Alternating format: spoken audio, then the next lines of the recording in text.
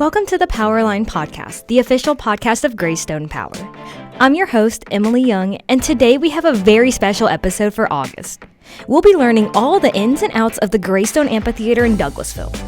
So, let's get started on episode 58 of the Powerline Podcast. Fall is coming and the GreyStone Amphitheater will be the site of tons of events for you. Jam out to a concert or come do some yoga. There's so many fun activities for everyone to explore at the amphitheater. Today we'll be speaking with the City of Douglasville's Community Relations Director, Jason Post. Hi, Jason. Welcome to the podcast. Tell us a little bit about your role. Hey, Emily. Thanks for having me. Yeah, happy to be here. I am the Community Relations Director for the City of Douglasville. I've been with the city, I think this is my 18th year with the city.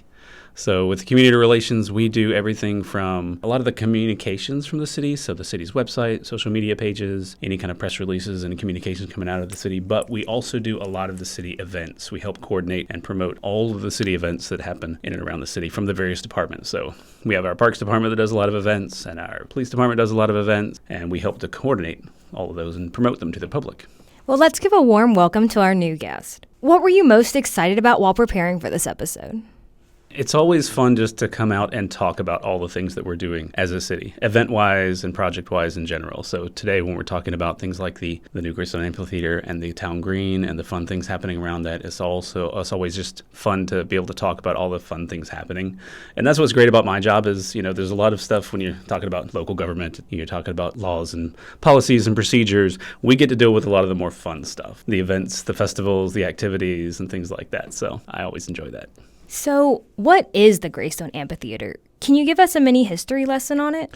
Absolutely. So we'll go back to the downtown master plan that was launched in over 10 years. We just did a refresh on it. The one that was done about 10 years ago, we pulled a lot of the community together and had a lot of meetings with the community and said, hey, what would you like to see in Douglasville? What would you like to see in our downtown? And one of the things we heard more than anything else was people wanted a public gathering space where people could come together. We don't have like a traditional public square in Douglasville. That was what was identified, kind of a public town green and an amphitheater. And we saw a lot of different things around the state. So from there, we did some development, we did some planning, and we worked with the county because we identified the best location for this was the old jail site. We were able to purchase the land that the jail was on from the county and demolish it, replace it with a beautiful town green and amphitheater. And it's been a wonderful addition to the community. Atlanta is a huge hub for live music. You can tell by how many venues are scattered throughout the metro and downtown. What's unique about the GreyStone Amphitheater that sets it apart from other outdoor venues in Atlanta?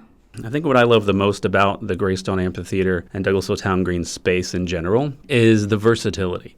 You look at a lot of other amphitheaters across the state, and those are great concert venues, but they were built to be just that. And when there's not a concert happening, it's kind of just a beautiful empty venue, right? So the thing I love about the GreyStone Amphitheater and the Town Green is that when there's not a concert happening on the stage, there's all kinds of other stuff happening in the Town Green.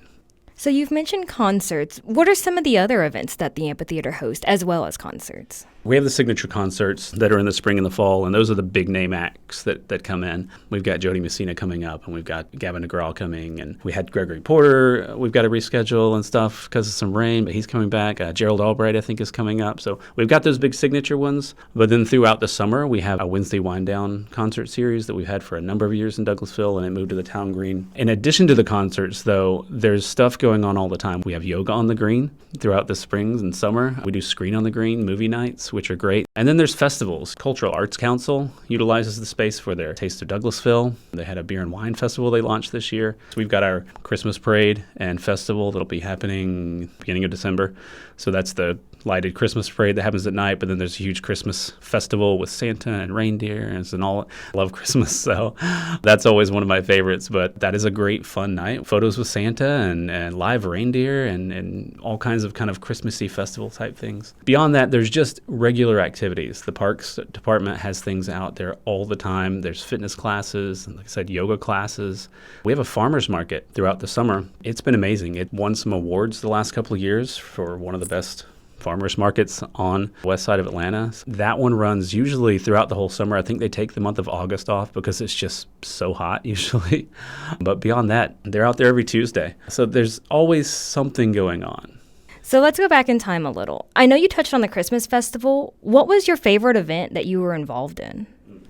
Well, like I said, I love the Christmas festival because I think I'm particularly fond of Christmas in general. It's just happy time of year, and it just makes me happy to think about Christmas. So that one's always fun. People come out and we light the Christmas tree, and there's hot chocolate and vendors and just people listening to Christmas music, and we decorate the entire downtown with lights. There's so many selfie spots around the city and great kind of photo op locations and stuff. So the downtown is beautiful, but the town green itself is beautiful during the Christmas season. Feels like you're in a winter wonderland. I love that one just because it's Christmas. It's hard to beat Christmas. Beyond that, we do host a Stranger Things block party, which has been one of my favorite events that we hold.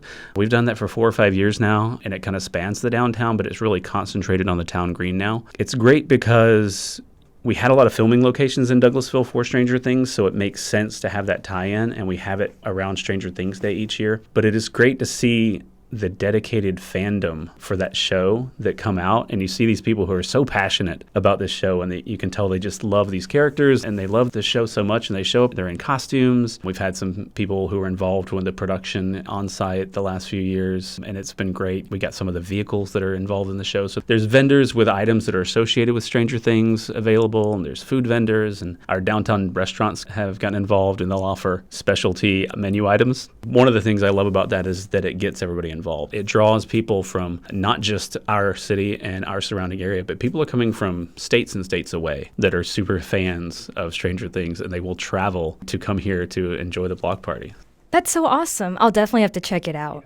If you didn't already know, Stranger Things is a sci-fi fantasy show that was filmed in Atlanta, and it's one of the biggest shows on Netflix. How do you plan events? Who comes up with the ideas and artists that are invited?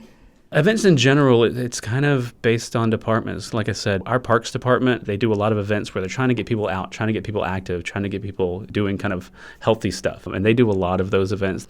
Our police department does an unexpectedly large number of events. I mean, you don't think about a police department doing events, but our guys over at the PD, they are dedicated to really connecting with the community. They host these events because they want to get out in the community and kind of connect and break down any kind of barriers. They've got yard sales and job fairs and festivals and all kinds of stuff that they do just to kind of invite people in to say, hey, these are the police officers that are serving your community. These are the men and women who are going to be patrolling your neighborhood. So get to know them, get to know their names and their faces. They're great about coming up with new fun ideas about things to do. Our Main Street program focuses on a lot of Main Street events. They do our Food Truck Mondays, and they do some things to really help promote our downtown area and our Main Street businesses. Our Convention and Visitors Bureau, they're the ones that spearhead things like our Stranger Things event because they're targeting events and activities that are going to bring tourism. They're going to bring people to Douglasville to see all the wonderful things we have to offer.